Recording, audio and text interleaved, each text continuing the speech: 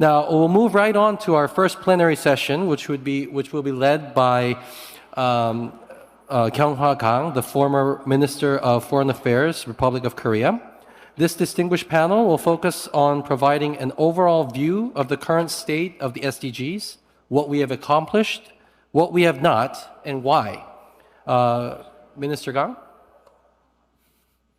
Stage is yours. Great. Thank you very much. I'm Kyung-hwa Kang, distinguished professor at IG and about to become the new president of Asia Society in New York. And before I depart for that post, I'm so thrilled to have this opportunity to engage with this very important forum and with my colleagues and students here at Yonsei campus.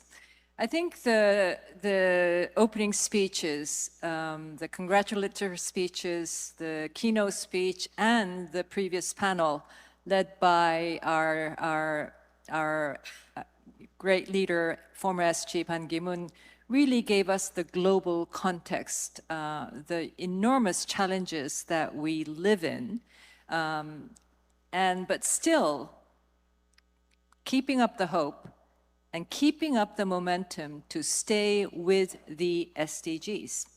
And this session, in follow-up to the previous one, is designed to be much more focused on the SDGs itself.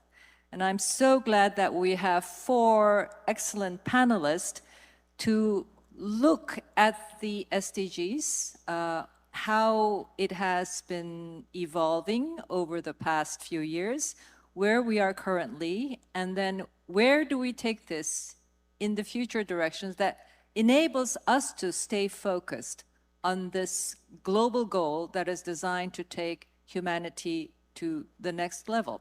And you've heard enough about how the SDGs are off track, all the challenges that have been thrown our way, that gets in our way. And in addition to all the challenges, we have the deepening crisis in Gaza and the continuing crisis in Ukraine. So I will not belabor any further on the difficulties that lie ahead, but still needing to keep our eyes focused and the needing to keep our hopes and our drive focused on the SDGs. And this panel is designed to do that.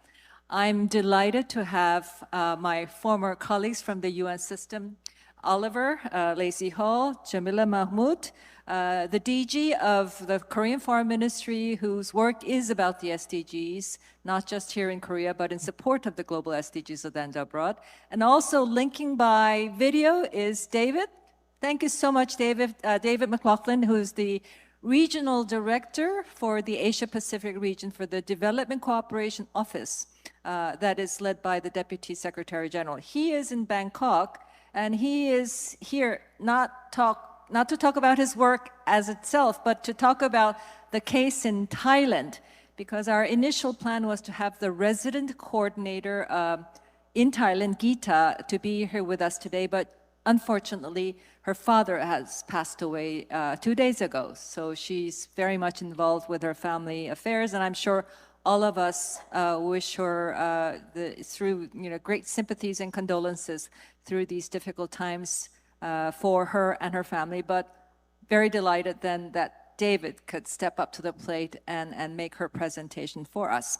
So I think the natural flow of our discussion in this panel is to really go over where we are in terms of the SDGs, the targets, the indicators, and also how that is reflected in the Human Development Index, which is UNDP's flagship report that comes out, and it has been coming out even before the SDGs, on how our efforts toward these development goals are reflected in terms of the Human Development Indicators. Oliver is here. It says he is here as the Senior Advisor of Sunway Center for Planetary Health, but he is my former Director of Asia Pacific region in OCHA during my times at OCHA. And more importantly for our purpose today, he is closely involved in the drafting of the Human Development Report for the previous one. And the current one, I understand, has just been launched in New York. So you will have an update on the Human Development Report and what that says about where we are in terms of human development and in happiness and unhappiness around the world.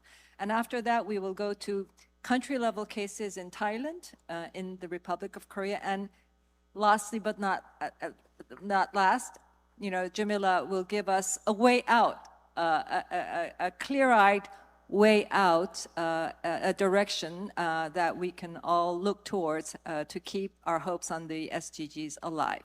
So without further ado, Oliver will make his presentation, and he's going to do it from the podium because he has lots of slides to share with us. I've asked him to speak slower than usual because he's a very fast speaker, but we'll see if he obliges. Oliver, over to you. Kunwa, thank you very much indeed. It's great to be here, and I will aim to speak slowly today. I've got about 10 minutes to talk about two very big pieces of work, the Sustainable Development Goals and the Human Development Reports. So I will be rather high level, rather brief, and I apologize to those of you who are deeper experts on this than I am. You'll see that there are gaps in what I say, but there simply isn't time to cover everything. So let's see if this works. It does. Okay. So as you've heard this morning, we are about halfway, just over halfway through the journey from 2015 to 2030. Last year, there was the first major review of progress since the pandemic at an SDG summit in New York.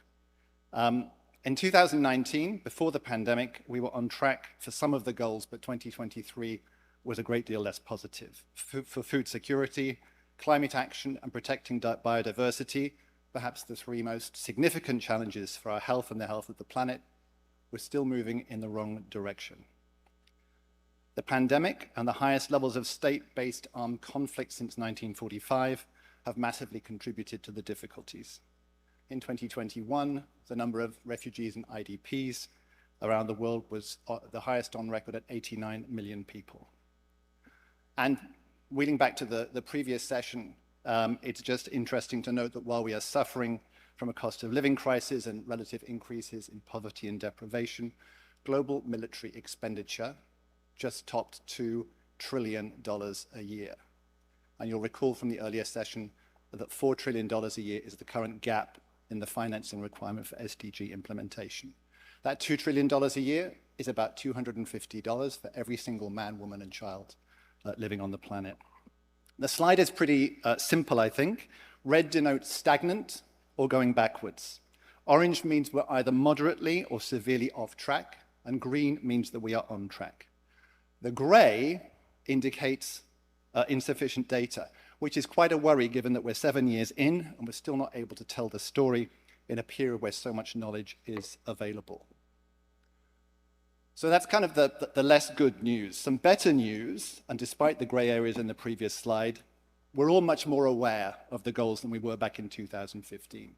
75% of countries have developed SDG strategies, action plans, and underlying data management mechanisms to measure and report on progress or lack of it.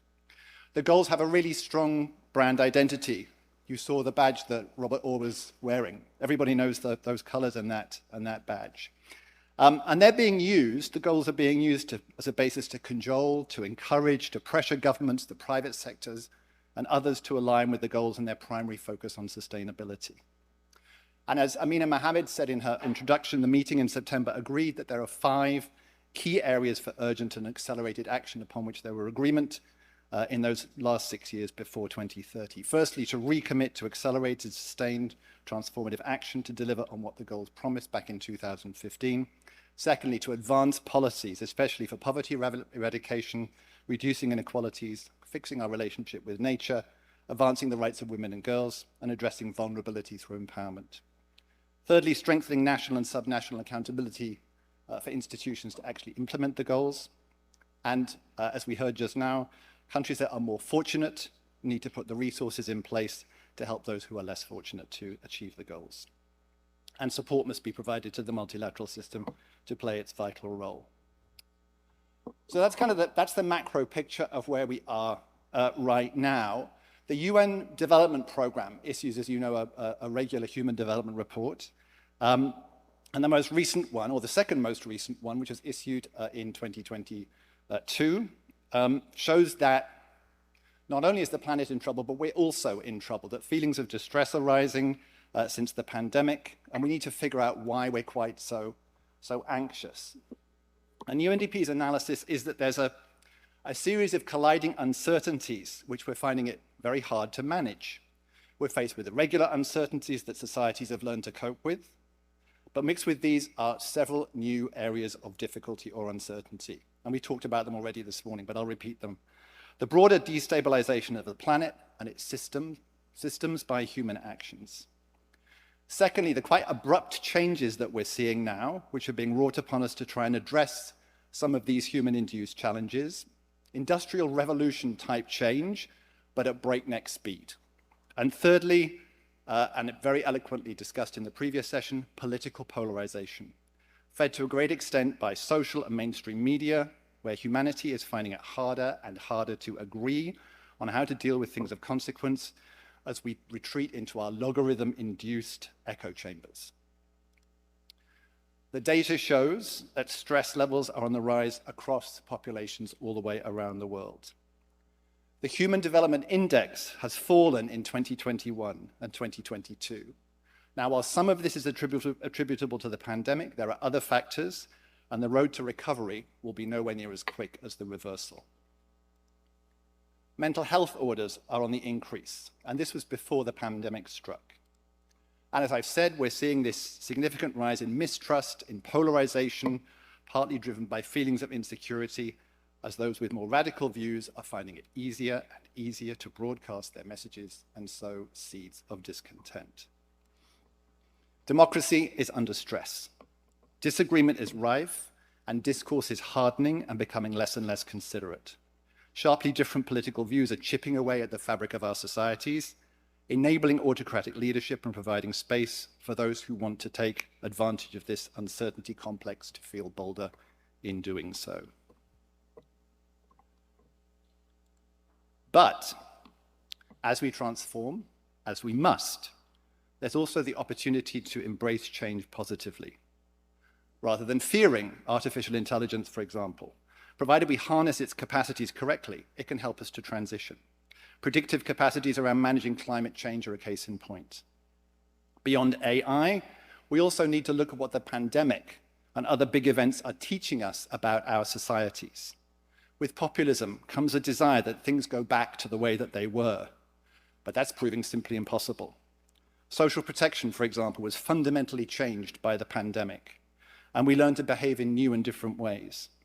Interestingly now, the default seems to be to revert to pre-pandemic behaviors, failing to recognize that those behaviors, in no small part, created conditions for zoonotic crossover and then exposed the inadequacies of our ability to respond to it. If the new threats we face are greater than the impact of the pandemic, then a return to the status quo does not seem wise. So how do we try and start to fix all of this? UNDP proposes that new approaches to investment, insurance, and innovation can help. Sustainable investment can ensure the delivery of global public goods. More strategic use of insurance can help to cover the costs of social protection when needed, health services, and so on. And innovation has already facilitated massive changes to our lives. Think cell phones, think the COVID-19 vaccine. The current, and in some cases long-held tensions around culture, beliefs, and social norms are often at odds with notions of sustainable, equitable, and progressive development. So we need to fix this. The report presents ways to reimagine cooperation in ways that do not assume away divergent interests or opinions, but work with them to deliver global public goods where we all stand to benefit. And finally, the 2020, as Kung-Hwa said, the 2023 Human Development Report was issued in New York about 8 hours ago. So I haven't had a chance to read the whole thing in detail, but I can tell you that it focuses on how to address inequality and polarization, and that the 2025 report will aim to shape our shared digital future to advance human development, and the 2026 report will marshal human aspirations to navigate the Anthropocene epoch that some of us believe that we are now firmly in. So, what we do next is, of course, down to us.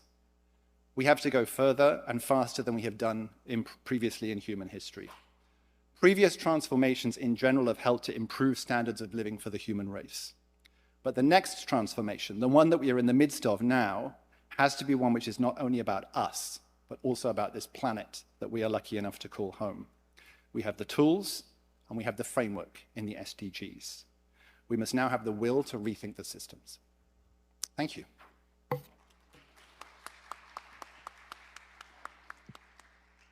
Thank you, Oliver. I think your point about increased stress levels, sense of insecurity, uncertainty around the world, that leads me to an issue that I was discussing with the President Jin Yong Kim, former president of World Bank, who I understand is speaking on mental health tomorrow. But we were talking about falling fertility rates all around the world. He tells me that India is now below replacement. And the change is happening so fast, demographers don't know what to make of it. But I'm wondering if this is related to this growing sense of, insecurity and uncertainty, and young people are not hopeful about the future. And so I'll ask you to address that question after we do the first round and give you some time to think about that. But then we'll go to the ground level story from Thailand. And to share with us Thailand's experience with the SDGs is David McLaughlin. David. A very good morning to everyone. I hope you can hear me fine. Let me just thank the organizers for this opportunity to share some UN perspectives on SDG acceleration from the Thailand, but also from the Asia-Pacific regional perspective. Really happy to join from Bangkok and be with you, Kongwa, and my hearty congratulations on your appointment as president of the Asia Society, a fantastic achievement, and also to be with Professor Jamila Mahmood and my friend and colleague Oliver this morning. I know you were expecting Geeta, the UN resident coordinator in Thailand, to speak, and as you've mentioned, she is attending to some very sad but urgent family business.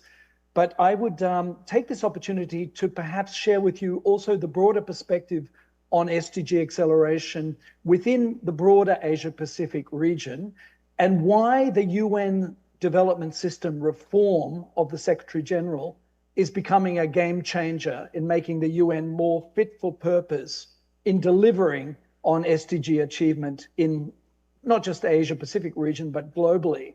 And just to reiterate for the colleagues who are with us, the reforms were adopted by the General Assembly unanimously 5 years ago in 2018, and they represent a comprehensive package of measures to make the UN more coherent and more responsive to SDG acceleration needs at the country level. Firstly, as Oliver has very well introduced, let's look at the overall health of the SDGs in Asia Pacific. As Oliver has said, Asia Pacific region is an economic growth success story, as it accounts for nearly half of global economic output and is expected to provide about 2/3 of global growth in the near future, which is huge. And the big economies, of course, India, China, Korea, Japan, Indonesia, etc., are very much focused in our region. However, it's a very different picture, as Oliver has suggested, when it comes to the Sustainable Development Goals. For the third year in a row, and it's not just because of the effects of COVID and the lockdown, but the region is no longer making progress on the SDGs. And progress towards the SDGs in the region remains incredibly uneven. So much so that our target now for achieving SDGs in Asia Pacific has been recalibrated to 2062, which puts us 32 years behind the target. So at the current pace, the region will miss 90% of the 118 measurable SDG targets by 2030, unless we immediately multiply our efforts. And as has been suggested, it's difficult to quantify in monetary terms, but it is estimated by ESCAP, which is the Economic and Social Council for Asia Pacific, that our region will require at least an additional $1 trillion in development financing to achieve the SDGs. And just a quick note on the data. Although data availability comes from UNDP, there are also other sources, of course, from host governments throughout the region and from the Economic and Social Council for Asia Pacific, ESCAP. But the data indicates from SCAP that we are insufficient in data on 51 out of 169 targets. So that's concerning because there's a big data gap in the knowledge we have of where we stand on the SDGs. But what we're seeing, and quite concerningly, is some SDGs are even regressing. And a particular concern are the climate targets and targets on gender empowerment, which is particularly retrograde. Let me look quickly at the logic of the UN reform program at the Thailand level, but also the work of resident coordinators and UN country teams on the ground in Asia Pacific. The logic of the reforms, of course, is that the first logic is that UN should bring to bear all its specialized expertise and the mandated resources of the specialized agencies, funds, and programs, of which there are 54, at the disposal of governments to help them achieve the SDGs through knowledge and innovation and a brain trust to help them with that, including best practices across different countries. And under that rubric, we must look through the lens of leave no one behind, because what we're seeing in the data is that while some countries are making progress, there are huge gaps in other areas within Asia Pacific. And I particularly talk about the Pacific, but also the lesser developed countries, the small island developing states, and the landlocked countries. So we need to have a much more even framework to look at the leave no one behind. The second logic is that the UN system needs to be more responsive to national development aspirations and less focused on the fragmentation which is caused by a competition for project resources. And in this context, we see a key element of UN reform over the last 5 years is the separation of the UNDP resident representative from the independent resident coordinator role. The independent resident coordinator, now the lead of the country team, is not only the representative of the Secretary General in each country, but is an independent leader in each country that works with the host government to harness that UN expertise for development based on national priorities and national development plans. And by bringing country teams, of which many agencies, of course, are represented in every country, the WFPs, the UNICEFs, the UNDPs, the Food and Agricultural Organization, but by bringing them together as one team under the purview of the UN Secretariat, the resident coordinators not only become much closer to member states in meeting their aspirations, but also work more closely with the Economic and Social Council of the UN Secretariat as the governing body of UN development system reform. And so an independent RC is able to lead the country teams as an independent broker for development and harness the collective effort of the UN country team. The third logic is about facilitating, enabling, and embedding a behavioral shift in the way we do business, the UN on the ground. We need to stop the siloed and project sectoral approach and associate it much more with better forecasting, foresight for development, looking at opportunities, and providing integrated policy solutions to governments that are not about trade-offs, but win-win solutions, and working more smartly through more cost-effective, value for money, and through partnerships. And really, the UN does need to be more cost-effective and coherent on the ground. And in this particular area, we're looking at partnerships, not just between the host government and the UN, but with civil society, with the private sector, and most importantly, with the youth of our region, who are the future stewards of our planet. In our region, our portfolio is about 32 million, 14% of our total Development Coordination Office budget, and we cover 42 countries and territories. There are 25 UN resident coordinators and throughout the region, and some of them are in multi-country offices. But what we're seeing over the last 5 years is, I think, a vast improvement in system-wide coherence on the ground, where RCs are bringing diverse partnerships in key areas of SDG acceleration together. And those partnerships, as I mentioned, particularly with youth, particularly with private sector, are really becoming game changers in our ability not only to mobilize resources, but lift the ambition of the UN system to support governments. If we look at our cooperation frameworks, which now is the roadmap for UN assistance in the country led by the resident coordinator, across our Asia Pacific region, we see 60% of the support and investment is focused on transforming education, 76% on food systems, 88% on jobs and social protection, 84% on climate change.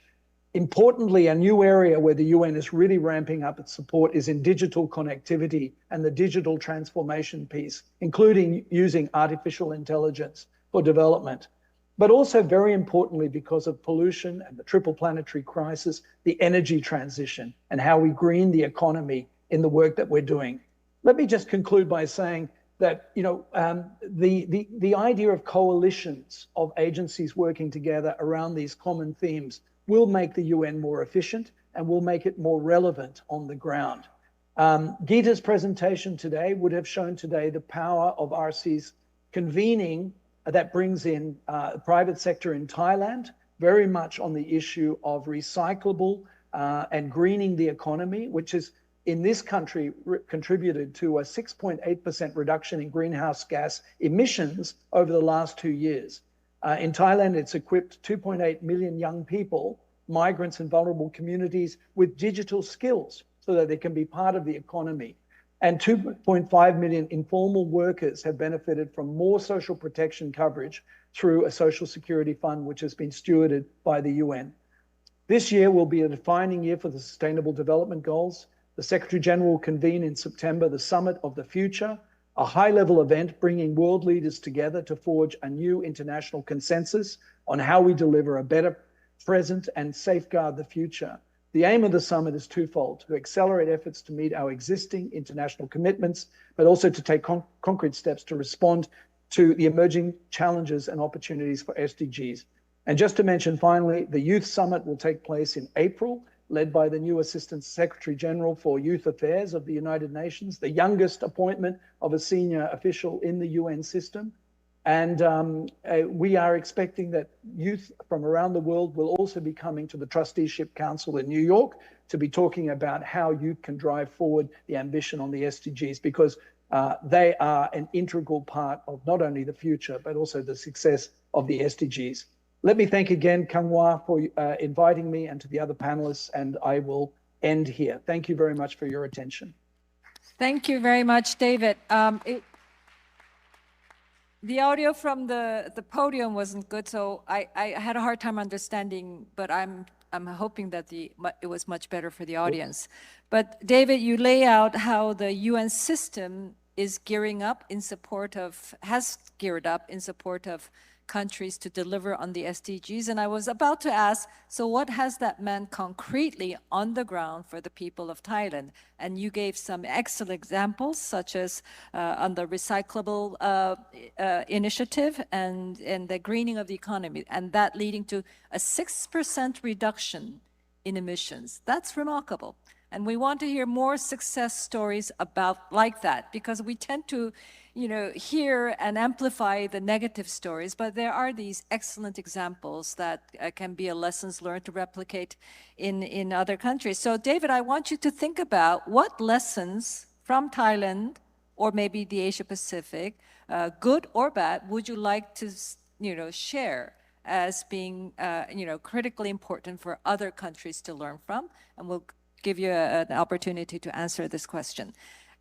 Next, we go to Mr. Wan Doyan, Director General of International Development Cooperation at the Foreign Ministry, my home ground. So I'm very happy to invite him here to share Korea's experience in mainstreaming the SDGs as a national agenda, and Korea as a country that is gaining an international profile as a donor country, and how the Korean government is beefing up its efforts on SDG 17, which is about partnership. So, Mr. Wan, over to you.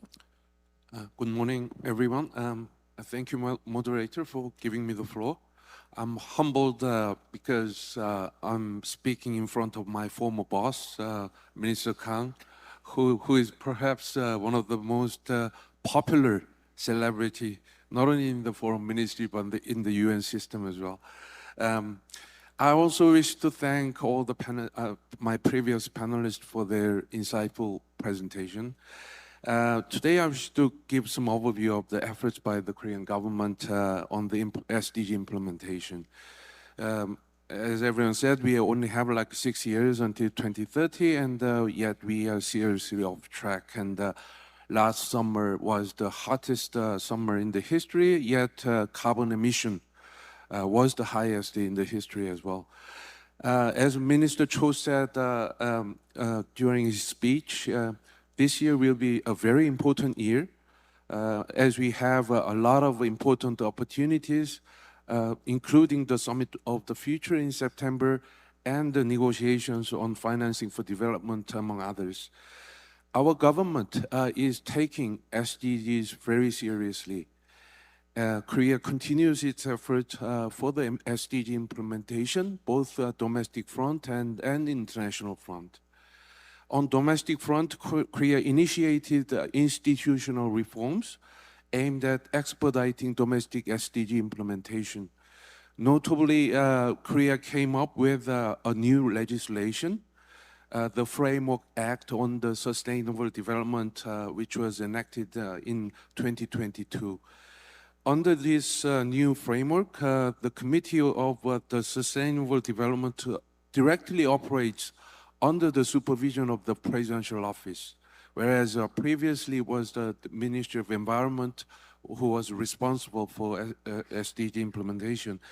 My government also localized the global SDG indicators, which is called K-SDGs, by tailoring them into Korea's unique context.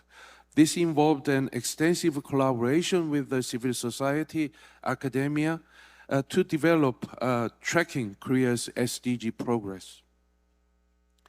Korea reviews its progress biannually since 2022, and the Statistics Research Institute of Korea has annually published a national report on SDGs.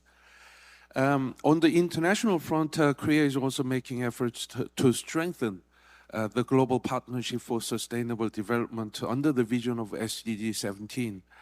To realize our ambition to become a global pivotal state, namely GPS, Korea is increasing its ODA volume, and this year Korea's ODA budget has reached $6.3 trillion, which is around $48 billion, marking 40% increase from the previous year. With this, I would like to highlight 3 points regarding Korea's ODA priorities. And first, our government is focusing on what we do best. We focus on the areas where we have a comparative advantage to maximize the impact. As President Yoon announced during the 78th General Assembly at UN last year, we are directing our efforts towards bridging the divide in development, digital technology, and climate change. Digital and investment in youth are some of the areas we think Korea is doing, will be able to do well. Second, as Foreign Minister Cho emphasized during his keynote speech earlier today, our government places a great emphasis on the humanitarian assistance, development, peace nexus. To strengthen nexus approach, Korea has significantly increased our support for the programs to support conflict-affected and fragile settings. For example, Korea government is trying to encourage collaboration between the Hanvit unit, our Korea's peacekeeping operation in South Sudan, to work very closely with UN agencies like UNICEF. Last but not least, our priority is to promote multi-stakeholder partnerships for the effective implementation of SDGs. No single country or organization, not even UN, can address all the complex crises we face today. KOICA has many interesting, innovative partnership practices by collaborating, for example, with entrepreneurs. In closing, I wish to thank Yonsei University and GEEF really has become one of the most important forum to discuss SDGs. I thank you very much. Thank you, DG1, for sharing the Korean side of the story on the SDGs and the increasingly active role that Korea is playing on the global level, both in terms of the agenda setting and in terms of the financing for development. I think, we hear about the needed reform on the financial side of this. I'm very happy to learn that Korea is chairing the discussion at the G20 level. But beyond that, the importance of the issue, we've not heard any details about how that discussion is going. So if you could share with us how the Korea's chairmanship and what are some of the concrete ideas that are coming out of that discussion, that as much as you can share with us at this point, that would be, I think, very helpful. So I'll give you a few minutes to think about that. But now we go to our final, last but not least, Tan Sri Dr. Jamila Mahmood. First of all, my very good friend. We shared many experiences together in the UN system. I think the highlight was when she was the Secretary General for the World Humanitarian Summit that SG PAN convened in mid-2016 in Istanbul. It was our attempt to put the humanitarian portfolio on the global agenda to garner global attention, to do more to stop these humanitarian crises from happening in the first place. I think it was a wonderful agenda setter, attention getter, and it did get the global community to discuss the humanitarian development and peace nexus and how that has to start from the financing side. So there are some good outcomes to come from that summit, but sadly, the number of humanitarian caseloads has not just grown, but exploded in the recent years. So we failed to get the political leaders who have the responsibility to stop conflicts from breaking out in the first place and to work towards peace once conflict has erupted has not been very successful, as the current wars indicate. But it was as a UN long-timer, it was certainly a very important and great learning experience, and we were very thankful for Jamila's leadership in leading the Secretariat in that endeavor. She now leads the Sunway Center for Planetary Health in Kuala Lumpur, Malaysia, and she is focusing her work on this concept of planetary health, which immediately triggers the idea that development is not just about people, it has to be about the planet, the Earth, that is our shared home. And if we broaden our vision to that level, there is a lot more that we can do and working with the SDGs. And so she hopefully will provide us a hopeful and a very practical way forward in the discussions on the SDGs and putting that back on the track. So over to you, Jamila. Thank you very much, Kyunghwa. I think that when your former boss sends you an email to say, can you come? The immediate response is yes. And then to see your former boss's boss as well, our boss, our common boss today, it's a really wonderful reunion in this really wonderful university. Thank you very much, Yonsei University, for also allowing me to speak to your students yesterday.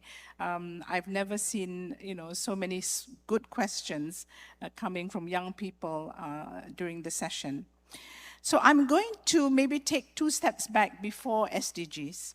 When I was in the UN in New York, while we were preparing for the summit, there was also the preparations for the Sustainable Development Goals. So it was really running in tandem. And the key words I heard was people, planet, prosperity.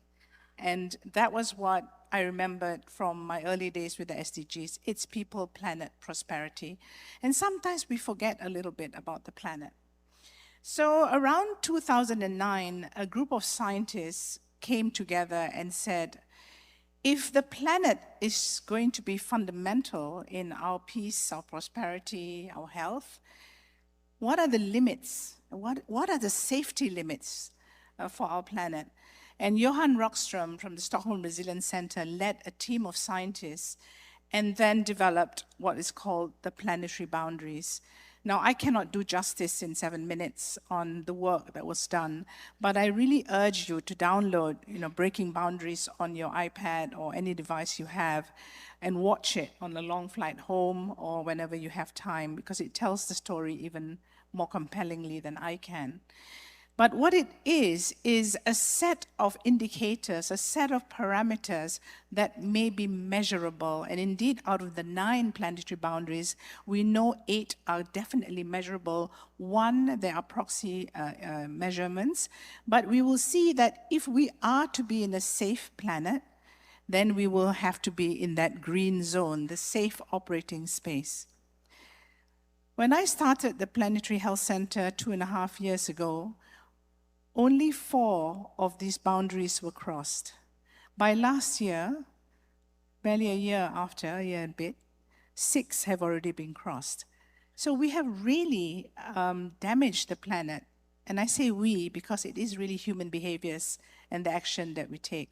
So when we talk about people, prosperity, and planet, it's the people rushing for prosperity that may have caused damage to the planet. So I think there's a lot of rethinking that has to happen. And I start with this premise because for the Sustainable Development Goals to be attainable, we cannot ignore the safe operating space or the safe operating limits that we need to be within. So here you will see I talked about the 6 boundaries that have been transgressed. You will see that it's not just about safety, and last year they added another dimension, the social dimension, of also being just. What is safe in one place may be completely, what is safe is a measurement may be completely unjust. So the layer of a just system boundary has been already included. And you will see from this slide all the things that we've been talking about, but also some things we haven't been talking about, air pollution, talking about water stress that we're going through. Global warming, we know that every month I say to myself, this is the hottest month we're experiencing, but the coolest month for the next forthcoming years, because it gets hotter and hotter every month. We also don't talk enough about biodiversity. And one of the things we have to think about, simple things like the fact that if you don't have insects, you can't have pollination, and that leads to greater food insecurity. So it's wonderful walking in Europe now in summer to see that the wild grass is not cut anymore because of the need for us to restore the bee and insect population. And if you watch Breaking Boundaries, you will hear the story of how bees are being stolen from one country to another across borders to help other countries pollinate their crops. Ocean acidification is another major problem that has serious implications on our health, on our food systems, and many other challenges. And of course, we seem to have forgotten that we suffered through a pandemic. Life has gone back to pre-pandemic ways, in fact, worse sometimes. And we seem to have forgotten that that was also triggered by human behaviors, by environmental destruction that has led to zoonotic leaks. So until and unless we start looking at the fundamental drivers of why we are in trouble today, then we will always be having to play catch up. So what I'm calling for, as the title of this forum is, Reboot the SDGs, Resetting Our Future, it is really about resetting our mindset as well, to see the connections between the fundamental drivers of the safety of our planet to us achieving sustainable development. I don't know if you've heard of donut economics, but you will hear it from me today. Now, this is just one example of new ways of looking at economic development. And as was mentioned in the earlier panel, the plenaries, it's the economics, stupid. If you don't get that right, you will get into all sorts of trouble. And I would challenge that the way we have developed our countries, our nations, using GDP as a measurement has been very, very harmful, because that growth has led to the destruction of Earth systems, and therefore, you get that spiraling out of control. So Kate Raworth, an economist who happened to start as a policy person in Oxfam in the UK, so she could see firsthand on the ground what was going on in developing countries and low middle income countries. When she listened to Johan Rockström's argument on the planetary boundaries, she said, well, that if we are going to have an economic model that works, we need to take into consideration the ecological ceiling, and that's your planetary boundaries. But hang on a minute, we need social foundations. You can't just say you can't cause deforestation, you can't develop, because countries in the growing middle income or the low income countries will say, well, that's a bit unfair. You've done all the destruction of the environment. Now you're telling us we can't do any development. So how do we then build schools and roads and hospitals? So the inner circle is the social foundation. That's why it looks like a donut. And in between is the safe space and just space for humanity. It's a reflection of the planetary boundaries. Now, if you look at the social foundations, you will identify in them, actually, how do you attain sustainable development goals? So what it's asking of us is to rethink economics that must be regenerative, not just circular, regenerative, where you can develop, but try to remain within that safe space. So a bit of yin-yang. So how do we live within the donut, having a thriving society with a sustainable environment? If you go to the University of Leeds Good Life Index, you will see every country being mapped against what I showed you earlier, the ecological ceiling and the social foundation. And I've picked out a couple of countries to show you, and you can see that the more developed a country is, the more the destruction of the planetary boundaries that have happened. But you will also see that they've done really, really well in the social foundations. How do we find the balance? Now, if you look at Costa Rica, it's transgressed some of the boundaries, but it's also done really, really well in the social foundations, because Costa Rica chose to demilitarize, to put its investment into environmental protection, and its economy boomed from ecotourism, and it became one of the happiest countries in the world. Now, I take Vietnam as another example because I think Vietnam is the emerging country in ASEAN, and everyone's talking about the rapid development, the good economy in Vietnam, and you'll see that they haven't really transgressed a lot of their planetary boundaries. They have some shortcomings in their social foundations, which I'm sure can be addressed. But when you talk to Vietnamese leaders, and I have certainly spoken to a number of them, and I said, what is your number one priority now? Climate change. They are very, very worried about climate change. And therefore, this is a signal to them. As they rapidly develop, they've got to play the yin-yang card. They've got to look at how do you develop in a way that's regenerative, that will actually protect your people, protect your environment, but also allow you to meet the social needs and the sustainable development goals. So let me show you an example. I come from Kuala Lumpur, and for those who know Malaysia, you know, most people know Kuala Lumpur and they know Penang, because Penang is a really beautiful island, very well developed. Kuala Lumpur is our capital. But in between Kuala Lumpur and Penang, there's a city called Ipoh. Now, Ipoh is about the size of Amsterdam, both in terms of size and population. Amsterdam became the first city in the world to adopt donut economics. So it's the first city to attempt to live within the donut economic principles. And the mayor of Amsterdam, in a conversation with Kate, said, and this was during the pandemic, and Kate said to him, will you like to delay the start of this initiative? And he said, no, the COVID pandemic has opened our eyes to say it's now urgent we address our regenerative economic models. So we have piloted the first city in Asia, in Ipoh, mainly because we think it's a good size city rather than Kuala Lumpur, but also because of the state leadership that truly believes it needs a different economic model.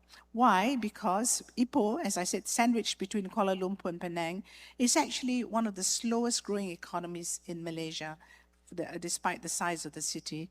It's also a city that has a very long history of mining, so a lot of destruction of the environment. So how now do we turn a city like that into a regenerative economic model? And as you can see on the right, on the left is Kate's donut, and you'll see the boundaries. On the right is the state policy, where they've actually used the donut economic model to adopt and adapt their state development. So just to give you some idea how we've done it. And our role at the university, at my center, is to be the knowledge partner, to do some capacity development, capture the learning, inspire them, advise, but really getting them to take on the leadership. So there are a couple of things that they're doing just to give some inspiration. So for example, they have started to look at rainwater harvesting, energy, green energy for their buildings, so that they can demonstrate a reduction in emissions, but also cost savings and economic improvement.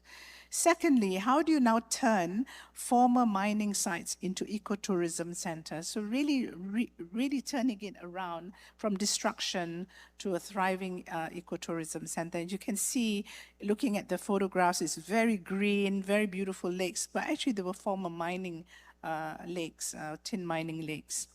The other is actually, how do you use culture to draw people to a city, an old city that has some of the best food in Malaysia? And Malaysians, as you know, we live to eat. So it's very, very important that there's good food.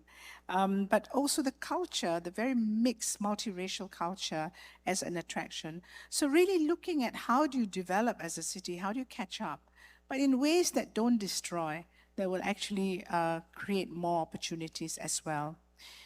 So here we are, some of my team, you can see, working with the local communities, with state government, taking them up into huge limestone casts, and now, telling the government, you've got to stop quarrying the limestone, because perhaps look at it, not just the forest, but limestone is actually a very good sequestration of carbon mechanism. Can you actually put a price on limestone? So really looking at new innovative ways to do that. I don't have to go very far from here. You have done it in Korea. You have transformed Cheonggyecheon from a very, not attractive highway to one where all K-dramas are filmed, one that has become a tourist attraction that's very beautiful. The green spaces, actually, anyone living within a certain distance from a green space will have better mental health, will have better health generally, and basically your city becomes a healthier place to live. So really about how do you look at urbanization in a different way. Now this is the essence of planetary health. Planetary health emerged around 2015, around the time of the SDGs, when health practitioners, public health practitioners and scientists came together and said, hang on a minute, the health of human civilizations is so interconnected, so related to the health of the planet.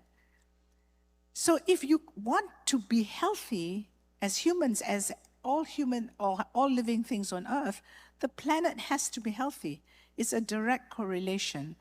And therefore, this is an emerging field, which is interdisciplinary, that's focusing on addressing the human health impacts of global environment change. I mentioned the word, our actions, the Anthropocenes, our behaviors, the way we consume, the way we live, our relationship to the planet, the way our political systems are developed. So it's economic, social, ecological, environmental, and behavioral in all its means. And when you talk about health, what is more important than health? But many people don't realize that 75% of the determinants of health are outside the health sector. They are economic, social, behavioral, environmental, and so on and so forth. Now, I'm going to end with this, not because I'm trying to promote a summit that I'm organizing next month, because we have enough evidence. All the academics in the world have produced fantastic information, academic papers, research, policy guides, and we know the evidence is there that we need to change the way we live. But yet, the action is not enough. And I think this is where we need to come together now to confront the realities, how difficult it is, the political difficulties, all the things mentioned by Oliver and our previous speakers on actually getting the change to happen. So what we have done now is we've realized fundamentally 4 things must be focused on. First is governance at all levels, not just global governance, but also national, regional, and local. And I tried to show you a little bit about local and national governance. Secondly, it's about education. It's not just about transforming education for education's sake, but what are we teaching people? So, for example, I'm a medical doctor. I graduated in 1986. There was nothing that I was taught about on climate change. Yet, we know climate change is critical. Tedros, in his speech at COP28, said, climate change is the single most greatest threat to human health. This is now 2024, many years since I graduated. Only 15% of medical schools teach anything about climate change. I would challenge that Yonsei probably, like my old university, also doesn't talk about climate change in its curriculum. This has to change. At our university, it is now mandatory for all undergraduates to pass a course in sustainable development and planetary health before they can graduate, so that they understand how to apply this when they become leaders. Thirdly is communications. We have the science, we have the knowledge. How are we communicating this? Is the Sustainable Development Goals, is planetary health communicated in a way that actually makes sense to people who only have enough attention to look at this? No one wants to read long papers anymore. How do you make your communication succinct, compelling? Are we not using music, arts, other things that trigger the senses of human beings for them to take action? And last but not least is really about how do we engage the private sector.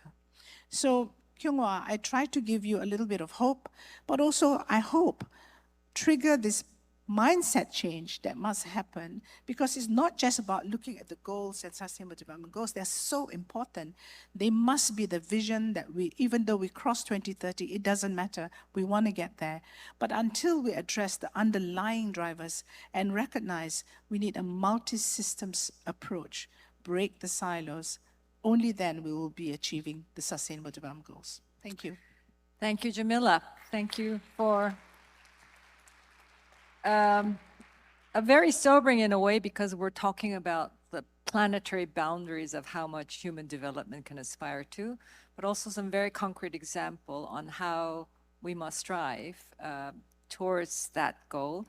And I've been a very bad time manager because we're already done our allocated time, but I've had given my panelists some questions, so I owe it to them to give some time to answer those questions before we end. And I hope the organizers will give us 5 more minutes to that, so 1.5 minutes to each of you.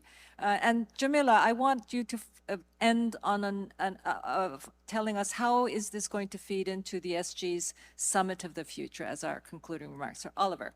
Thank you. You asked about a drop in fertility. I guess three responses to that. One is that a number of surveys of young people have indicated that the planet in its current state is not a place where they wish to bring children. That's first. Second, we have to think about the impact of pollution and what pollution is doing to human fertility. And thirdly, particularly microplastics, and the fact that they're right the way through our body and doing, we don't know what kind of damage, but that may also be a reason. That's it. And we're eating it every day. David. Breathing, eating, and drinking. David. Thanks, Kyung-hwa. You asked for some, critically important lessons. Just a couple. UN can't deliver on the SDGs. Governments and people can deliver. So we encourage people to vote appropriately where budgets will be allocated towards the areas where SDGs are most critical, particularly health and education. Secondly, partnerships absolutely critical across the region, as mentioned, and the leadership by civil society in making the difference on SDGs is absolutely critical. Third point, transboundary. Most of these existential threats to humanity are not national sovereignty issues. They are global issues, and therefore we need to have more cooperation between countries. One of the areas we're working in Thailand is on the Mekong Delta, working with Vietnam, Cambodia, Laos, to work on issues such as pollution of the Mekong and what's happening there. It is a global one. Another one is in the Himalayas, on the glacial melt, working between Nepal, Bhutan, India, and Bangladesh, on the Ganges River. All of these need a global coalition. It's not a national sovereignty issue.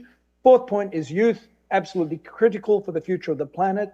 If we don't get youth involved in innovation, critical thinking, we're missing the point. And last point is on this really critical nexus. We shouldn't look at humanitarian development, peace-building silos at the UN. All of them work together. They are developmental problems. But if we're going to deal with these existential threats to the planet, we have to look at humanitarian development and state building, peace building as a holistic exercise. Thank you. Excellent. And thank you, David, for joining us on the last minute notice. But I think your remark goes to the Korean government's approach to this and in focusing on the nexus in its partnership. DG? Yes, thank you. Korea will be chairing the International Financing Architecture Working Group in G20. Korea is really trying to take lead in important discussions on development finance. And there are three things I would like to emphasize we prioritize. First, private sector partnership. What the government and the numerous actors possess enough money, and what the government and UN should be doing is to make the best use of their convening power to redirect and encourage the private sector to redirect their resources to support the implementation of SDGs. Second, investment in multilateralism and the UN system, and that it's very important that global community should scale up supporting the multilateralism. So the Korea has, for example, significantly increased our contribution to the UN development system this year. Last but not least, Korea